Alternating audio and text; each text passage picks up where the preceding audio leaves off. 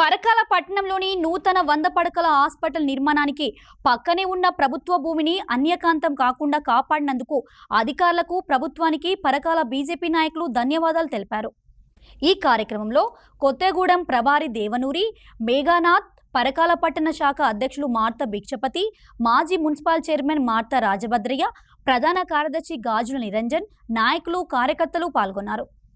MPDO office అంటే black office ఉండే, మరి అట్టి బ్లాక్ ఆఫీస్ ఉన్నటువంటి ఒక బిల్డింగ్లను తీసేసి 100 పడకల హాస్పిటల్ నిర్మాణం చేయడం జరుగుతుంది. మరి ఈ ప్రభుత్వ అధికారులు వాస్తు అనే పేరుతోట మరి అందులో ఉన్న తతంగం ఏందో మనకు అర్థం కాలేదు. చక్కగా గోడబెట్టింది.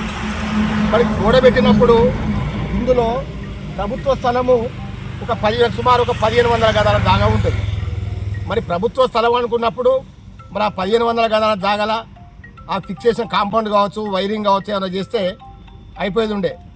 మరి మా భారతీయ జనతా పార్టీ పట్టణ శాఖ దృష్టికి వస్తే మేము గతంలో ఎంఆర్ఓ గారికి, ఆర్డీఓ గారికి, మరి నూతనంగా ఎన్నికైన ఎమ్మెల్యే గారికి కూడా మేము మెమోరాండం మా బీజేపీ పార్టీ తరఫున ఇవ్వడం జరిగింది. మరి అప్పుడేం యాక్షన్ తీసుకోలే. గత 22వ తారీఖు నాడు మరి మళ్ళీ తహసీల్దార్ గారికి, ఆర్డీఓ గారికి అయ్యా మరి ఈ స్థలంలో దీన్ని సర్వే చేయించి ఆ సర్వే ప్రకారంగా గవర్నమెంట్ భూమి ఎంత ఉన్నదో ఆ భూమిలో ఒక ప్రభుత్వ కార్యాలయం కట్టి ప్రజలకు ఉపయోగపడేలా మరి దానికి మీరు కంట్రోల్ తీసుకోమని మేము ఒక అప్లికేషన్ ద్వారా మేము విన్నవిస్తే వెంటనే తహసీల్దార్ గారు, ఆర్డీఓ గారు స్పందించి సర్వేయర్ తోటి సర్వే చేయించి ఇక్కడ ప్రభుత్వ భూమి అని ఇక్కడ బోర్డు పెట్టడం జరిగింది. అందుకు మా భారతీయ జనతా పార్టీ దృష్టికి తీసుకెళ్లేందుకు సంబంధిత అధికారులకు మా పరకాల పట్టణ శాఖ తరఫున మొదటిగా మేము ధన్యవాదాలు తెలియజేస్తాను.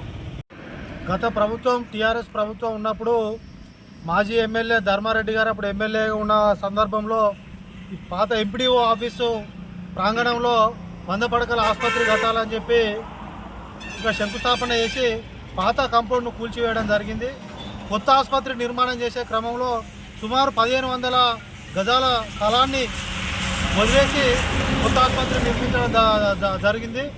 ఆ విషయంలో ఆ రోజు అప్పుడున్న ఎమ్మెల్యే గారి దృష్టికి కానీ, అప్పుడున్న అధికారుల దృష్టికి కానీ భారతీయ జనతా పార్టీ ఆ ప్రభుత్వ స్థలాన్ని ఏదైతే వదిలేసిందో దానికి రక్షణ చర్యలు తీసుకోవాలి.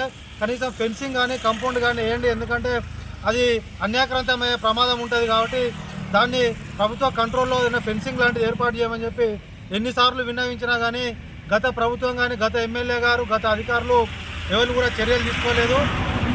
నూతన ప్రభుత్వం వచ్చిన తర్వాత భారతీయ జనతా పార్టీ ఆధ్వర్యంలో మళ్ళీ తిరిగి అనేక సార్లు మెమోరాండం ఇవ్వగా ఈరోజు ఇక్కడ బోర్డు ఏర్పాటు చేయడం జరిగింది అధికారులు. వారికి భారతీయ జనతా పార్టీ పక్షాన ధన్యవాదాలు తెలియజేస్తున్నాం.